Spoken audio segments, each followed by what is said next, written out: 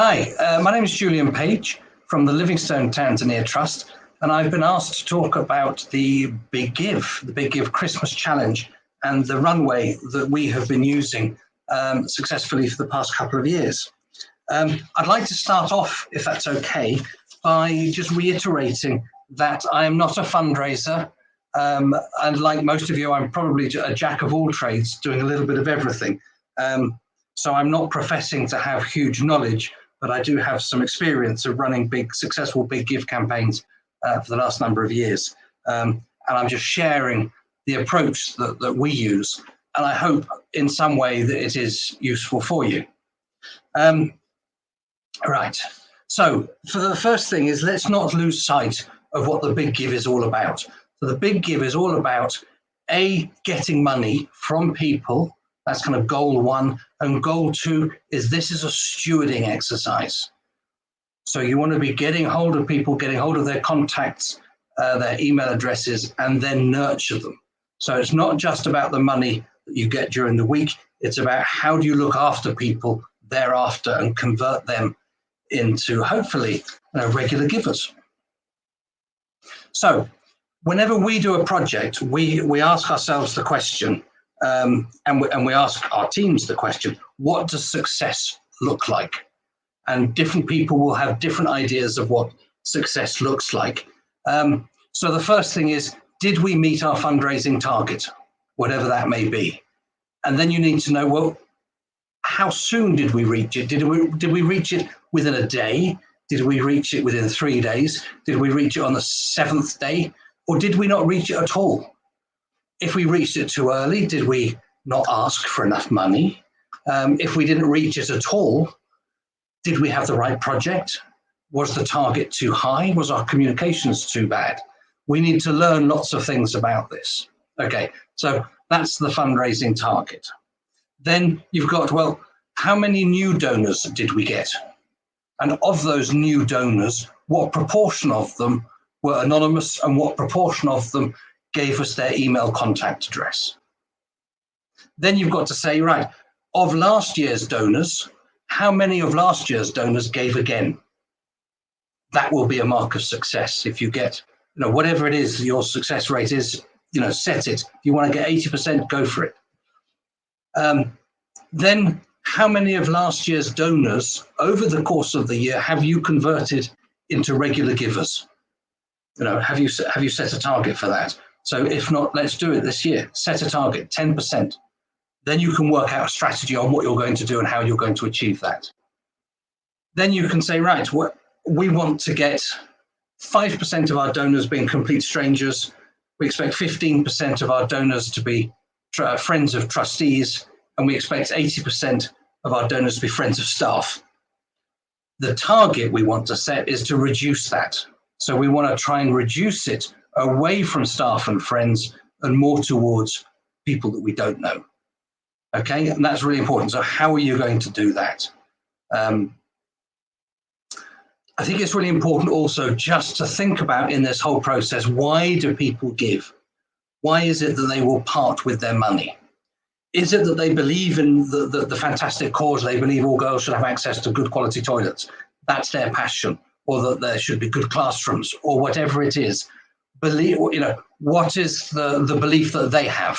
Are they doing something out of that personal belief? Is it that they want to be a catalyst for positive change in the world? And can you tap into that emotion?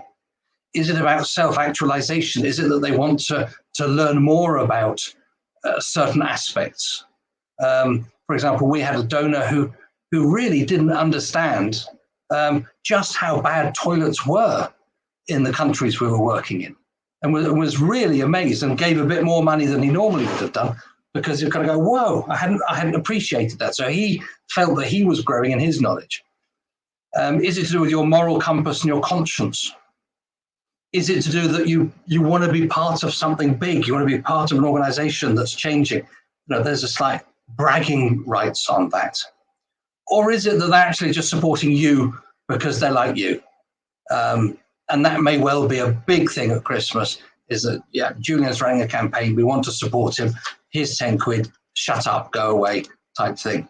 But you need to know that, who those people are. Right, so you need to have certain strategies. You need to think about your project. You may have a project that you think is brilliant, but will it be something that the public want to buy into? You've got to make sure that it can tug on heartstrings effectively. Then you need to do your network mapping exercises. Who is it that you're going to market to? Who can you contact? How are you going to get hold of those people? Who are your pledges going to be? So I'm just going to go back, selecting the right project. You also need to be thinking about the champions at this stage, because the champions are the people who are giving you 25% of the money. So you need to research who are the Big Give Christmas Challenge champions. What are their interests? Because if they're only interested in toilets or the environment, there's no point doing something on street cleaning campaigns or something like that. So make sure that your project fits in to the needs and wants of the people who are funding it, the champions. Selecting your pledges. If you can get pledges who are existing donors who might step forward and give you some money, fantastic. But remember, you're also then taking them from your existing pool of donors. Maybe you can approach some trusts and foundations and ask them if they would be interested in joining this process, because their money will be doubled and it might be something that they're interested in. But selecting your pledge is really important to have a good think about that. Then your strategies for communications. Clearly, you've got to tell people all about it beforehand. You've got to keep people up to date during, and then you've got to communicate after. And we're not talking straight away after, we're talking for at least another 6 months afterwards, because you've got to keep them on that journey of what they have done with their money, or what you have done with their money. So communications, who are you talking to and why? Ultimately, you're there to inform, educate, and motivate people into doing something. So you've got your social media. You've got to be putting out posts to everybody on social media. Try and use as much videos as possible. Using videos with local voices. So important that the people who are going to benefit from this project or participate in this project are being heard from. And then some live broadcasts, some live interviews. Don't expect a lot of people to listen to them. That's not really the point of doing them. I mean, it's nice if people listen to them, great. But the point is that it affects your algorithms and things on Facebook that I absolutely don't understand. But if you can get the algorithms changed so that more people see it, fantastic. And if you're doing that in the run up to the big give, and your algorithms have changed, when you start asking for funding during the big give, you will be approaching a bigger market than normal. So it's important to understand how that kind of social media works. Then you've got your emails. You've got emails on the day. You've got emails that you should send out in advance, possibly through MailChimp. Make them personal. If you're sending an email to somebody on the day saying, please donate, make sure that it is to them. They can see it's to them. You write something personal in it so that they know it's not a mass-produced thing, and ask them. Ask them to do something now. Motivation. Your MailChimp emails, they can go out to other people that you don't necessarily know, other existing supporters who are not personal contacts. But again, you need to have an MailChimp campaign, and we'll talk about that in a minute. Make sure in your newsletters in the running up to the event that you're telling people it's happening, it's coming. Some people may well put money aside early because they know that they're going to be giving you money in December. They might want to know that in September when they're thinking about their budgets. Then, of course, remember that there are people who are not on email, who are not on social media. Don't exclude them. Write to them. Help them find ways to give you money. And then this is something, I mean, I haven't done a lot of it, but phone calls, WhatsApp messages, voicemail messages. My sister last year absolutely bought into the campaign that we were running, and she contacted all of the girls that she knew to ask them to donate £5 or £10 just to help with this toilet, because all of the girls can relate to the girls' toilets that we were building. It became personal to them, and they were doing it for her and for me. So there's lots of really good ways that you can communicate with people. Don't just rely on Facebook and Instagram. Then we've got to have a runway. So you don't just tell people a week beforehand, you want to tell them months beforehand. So we start our campaign at least 3 months before the event. And we timetable things in. So we've got D-Day minus 10 to 12 weeks where we are telling different aspects of the story. Then we've got 7 days to go. Then we've got 1 day to go. Then we've got, it's happening, fantastic. And then we've got, it's happened, this is what you've done. And during this time, we don't talk about any other aspect of our work. We don't talk about livelihoods. We don't talk about anything. We just focus on the project that we are fundraising for, so that people have it in mind that this is what we're doing. And the story that we tell people, yes, we have an introduction, but then we talk about, well, what is the problem that we're trying to address? Make it relatable to people. This is a real problem, and this is what we're trying to do to address it. So what are the causes of the problem? Have you got a good problem tree to understand all of the contributing factors? Because each one of those contributing factors can be something that you put into your communications. Each week you talk about one more contributing factor, one more, so that people get to understand that the problem isn't a simple one, it's a complex problem caused by many things, and that you are trying to put in place something that can deal with it, that can address it. So you know, when I talked about the toilets last year, I always talk about camping.